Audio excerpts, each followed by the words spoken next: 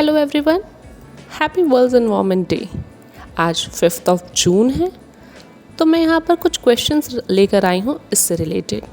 मैं जानना चाहती हूँ कि आप इस दिन के बारे में कितना जानते हैं। हमारा पहला क्वेश्चन है, when world environment day is celebrated. इसका जवाब तो आपको स्टार्टिंग में ही मिल गया था, that is 5 June. Second question is, what is the main objective of world environment day.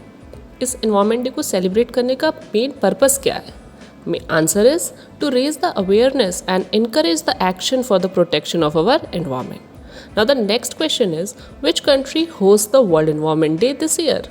The answer is the kingdom of Saudi Arabia. Now what is the theme of World Environment Day 2024? So the theme is, can you guess?